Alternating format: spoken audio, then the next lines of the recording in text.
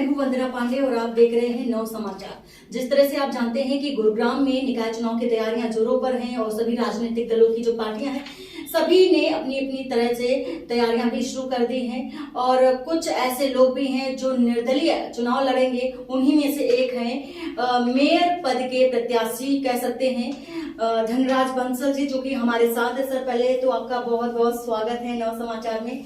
Sir, आपने बताया जैसा कि पहली दफा आप चुनाव लड़ने वाले हैं, आपका ये पहला अनुभव होगा, तो आप अपना जो इस समय आपको क्या फील हो रहा है कि किस तरह से आप चुनाव लड़ेंगे, कौन से वोटर्स होंगे जिनको आप प्राथमिकता से आगे रखेंगे? देखिए वंदना जी, मुझे राजनीतिक जीवन में 15 साल के करीब का एक्सपीरियंस, भारतीय जनता पार्टी के साथ जुड़ा रहा हूँ। मेरा सौभाग्य है कि मुझे पार्टी की नेशनल टीम में कम्युनिकेशन सेल और आईटी सेल में काम करने का मौका मिला। मुझे अडवाणी जी की जनचेतना यात्रा, जिसने कि भ्रष्टाचार के खिलाफ बिगुल बजाया था पूरे देश में और जिसने कांग्रेस पार्टी की सरकार को उखाड़ फेंका था, उसमें भी मुझे कार्य करने का मौका मिला। और उसके बाद मैंने भी मोदी सरकार लाने में गिलहरी योगदान दिया। छोटे छोटे बेबी स्टेप्स मैंने भी कुछ इसमें कंट्रीब्यूट किया है। तो इस अनुभव को रखते हुए, ध्यान में रखते हुए, लेकिन जब मैं देखता हूँ कि मेरे शहर का विकास पिछले कुछ टाइम से ठप पड़ा है, प्रदेश सरकार इसको आगे बढ़ाने में विफल रही है और जैसे आप देखिए कि गुड़गांव में मेट्रो का विस्तार नहीं हो पाया। अगर मैं इसी का कंपैरिजन करूं पास के दिल्ली और नोएडा से, तो आप पाएंगे कि नोएडा में, ग्रेटर नोएडा और काफ़ी जगह तक मेट्रो का विस्तार हुआ है, लेकिन यहाँ नहीं हो पा रहा। तो इस स्थिति में देखते हुए मुझे देखना पड़ रहा है कि प्रदेश सरकार विफल रही है। उन्हीं मुद्दों को उठाते हुए, जनता के मुद्दों को उठाते हुए जनता के बीच जाने का सोचा है। मेरा चुनाव जनता ही लड़ेगी। सर, एक आईटी सेल से निकलकर राजनीति में आना, मतलब ये दोनों ही अलग अलग फील्ड हैं कह सकते हैं, तो आपको कैसे क्या लगा कि आप राजनीति में आकर कुछ अच्छा कर सकेंगे, जनता के मुद्दे को उठा सकेंगे? क्योंकि जनता के मुद्दे सारी राजनीतिक पार्टियां उठाती हैं, चाहे बीजेपी को ले लीजिए, चाहे अन्य दल की पार्टियों को ले लीजिए। हरियाणा में बीजेपी और जेजेपी की सरकार है, अति गठबंधन की, तो सारी पार्टियां हैं जो भी हैं, सारी ही जनता के मुद्दों को लेकर के ही आगे आती है। तो आप किस तरह से इन सबको पछाड़ते हुए अपने आप को साबित कर सकेंगे?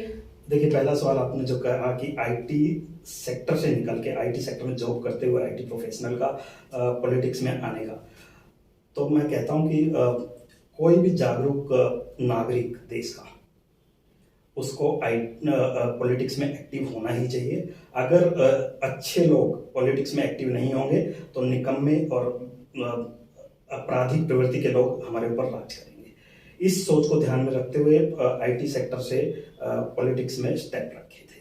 जब भ्रष्टाचार देखा, भ्रष्टाचार बहुत बढ़ रहा है, तो उन चीज़ों को लेके भारतीय जनता पार्टी से विचारधारा मिलते हुए उस कारण पॉलिटिक्स में शुरुआत की। लेकिन अब मुद्दे कुछ पार्टी उन मुद्दों को उठाने में विफल रह रही है, इस कारण अलग होने की सोची। और जब आपका क्वेश्चन था कि कैसे मुद्दों को लेके जाएंगे, और मुद्दे सभी उठाते हैं। जब पार्टी की राजनीति होती है, अगर आप देखेंगे शहर के जो मुद्दे हैं, सैनिटेशन का मुद्दा है, साफ सफाई का मुद्दा है, या मेट्रो का है, या फिर टोल प्लाजा का है, इन पर लगता नहीं कि प्रदेश सरकार गंभीर है। तो जब मैं जाऊंगा शहर के नागरिकों के बीच, वोटरों के बीच, तो युवा वर्ग और आईटी सेक्टर के लोग, और जब लोग सुबह लैपटॉप उठा के ऑफिस में चले जाते हैं, उनको मेरा संदेश रहेगा कि आप लोग केवल ड्राइंग रूम की बातचीत तक लिमिटेड मत रखिए, सोशल मीडिया तक लिमिटेड मत रखिए। चुनाव वाले दिन आप अपना कंट्रीब्यूशन कीजिए। उसी दिन होता है जब आप तय करते हैं कि शहर पे राज कौन करेगा, कैसी सरकार होगी। केवल ड्राइंग रूम तक सीमित मत रहिए। अगर आप एलिजिबल वोटर हैं तो जरूर वोटर रजिस्टर कीजिए। गुड़गांव में काफ़ी लोग ऐसे होंगे जिन्होंने अभी वोटर रजिस्ट्रेशन नहीं किया होगा। एक तो उनसे अपील करना चाहूँगा कि आप अगर एलिजिबल हैं, चुनाव आयोग के मानदंड अगर आप के हिसाब से एलिजिबल है, तो वोटर रजिस्ट्रेशन कीजिए और वोट डालने वाले दिन छुट्टी ना मना के वोट डालनी चाहिए।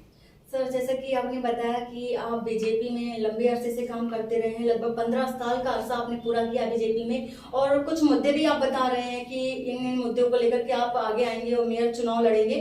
तो पहला सवाल तो यही बन जाता है कि सर जो मुद्दे आप कह रहे हैं, तो आप तो आईटी सेल में थे, आप सजेशन भी दे सकते थे बीजेपी को भी कि आराम से ये वाले मुद्दे उठा सकते हैं हरियाणा में।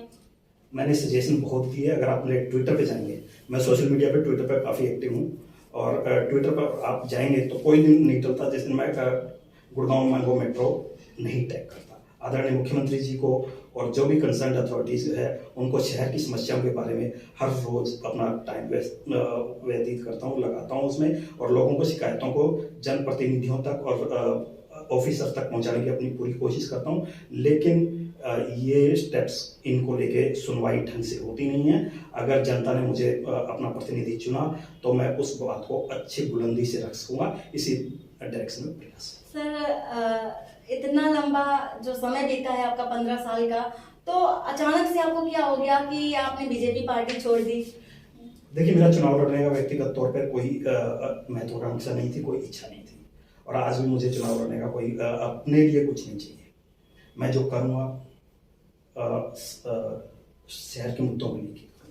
अगर मुख्यमंत्री जी कहते हैं कि कल मैं मेट्रो पास कर देता हूँ, मेट्रो का शिलान्यास कर देता हूँ, अगर टोल प्लाजा वो हटा देते हैं, अगर वो कहते हैं कि जेवर जो एयरपोर्ट जो झज्जर में गुड़गांव में बनना था, अगर उन्होंने वो नोएडा नहीं जाने दिया होता, अगर हरियाणा को एक ऐसा मुख्यमंत्री मिल जाए योगी आदित्यनाथ जी की तरह परफॉर्मर मुख्यमंत्री, तो आज भी मैं चुनाव लड़ने से पीछे हट जाऊंगा। मुझे चुनाव लड़ने का कोई शौक नहीं, चुनाव लड़ने का मेरी कोई वो नहीं है। मेरी जॉब चल रही है, एमएनसी में मैं नौकरी करता हूँ, मैं उससे खुश हूँ, लेकिन केवल मुद्दों के कारण और इनको उठाने के लिए, उनको एक प्लेटफॉर्म देने के लिए ही मैं आ रहा हूँ। परिणाम जो भी हो उसकी भी मुझे कोई चिंता। सर वर्तमान जो मेयर हैं उन्होंने भी यही मुद्दे उठाए होंगे जब चुनाव लड़ी होंगी, और आप भी उन्हीं मुद्दों की बात कर रहे हैं, तो क्या कुछ अलग करने वाले हैं आप? वर्तमान मेयर ने पिछले 5 साल में क्या किया वो शहर की जनता जानती है। मैंने तो उनको कभी किसी डिमांड उठाते हुए नहीं देखा कि मुख्यमंत्री जी गुड़गांव में मेट्रो को कीजिए।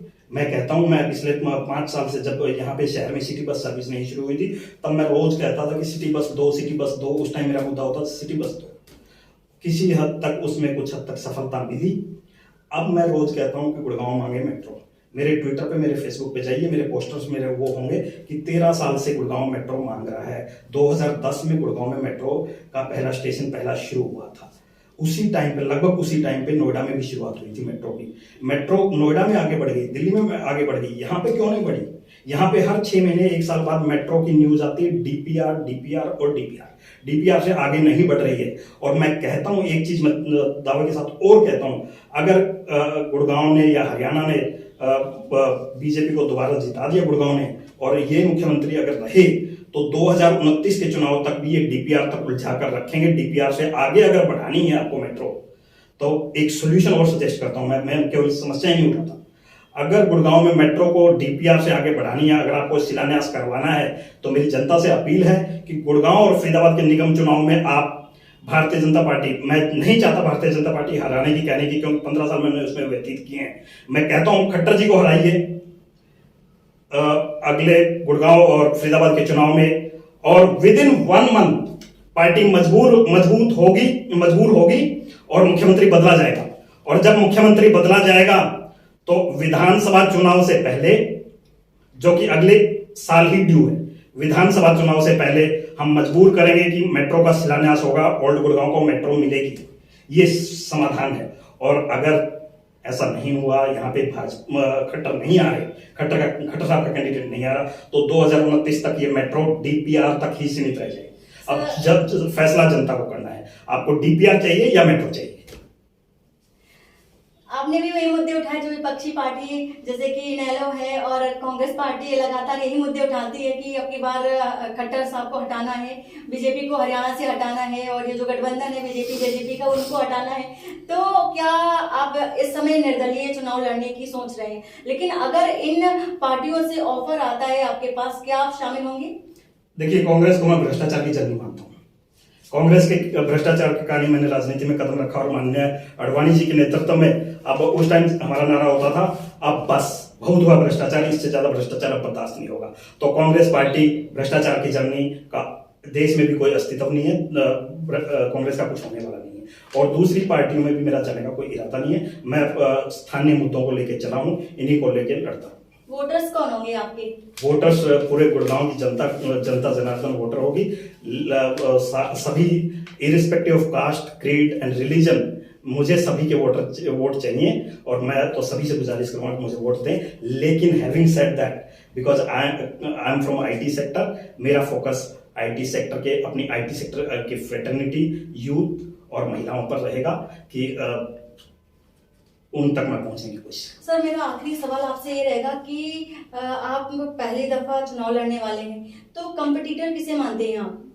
देखिए, कंपटीटर आज के दिन अगर मैं ऑनेस्टली बात करूं तो कंपटीटर जिस पार्टी के लिए मैंने 15 साल व्यतीत किए वही मेरी कंपटीटर होगी। ठीक है, जिनके साथ मिल बैठ के हमने काम किया उनके साथ आज लड़ाई करनी पड़ेगी, वो है। लेकिन शहर के मुद्दों के लिए मैं कोर्ट करने को तैयार हूँ। बाकी तो कोई पार्टी का किसी रास्ते तो लगता नहीं। बहुत बहुत धन्यवाद सर, नौ समाचार से बात करने के लिए। सर, मैं सही है, अगर आप युवाओं के जो मुद्दे हैं, युवाओं पर ज्यादा फोकस करेंगे तो ज्यादा अच्छा रहेगा, क्योंकि युवा ही देश की, कह सकते हैं ना कि करियर ही इन पर डिपेंड होता है पूरे देश का, और पूरे स्तंभ कह सकते हैं युवाओं को। आपका बहुत बहुत धन्यवाद। तो ये थे धनराज बंसल जी, जो आईटी सेक्टर से अलग हट करके राजनीति में आने वाले हैं और मेयर पद के प्रत्याशी भी हैं और निर्दलीय चुनाव लड़ने वाले हैं। तो आगे क्या होता है मेयर पद को लेकर के, कौन क्या किसको पटखनी देता है, देखने वाली बात होगी। और बाकी के हरियाणा से जुड़े और अन्य प्राथमिक मुद्दों को लेकर के, युवाओं से संबंधित, किसानों से संबंधित मुद्दों को लेकर के आप बने रहिए नौ समाचार के साथ। धन्यवाद। Thank you.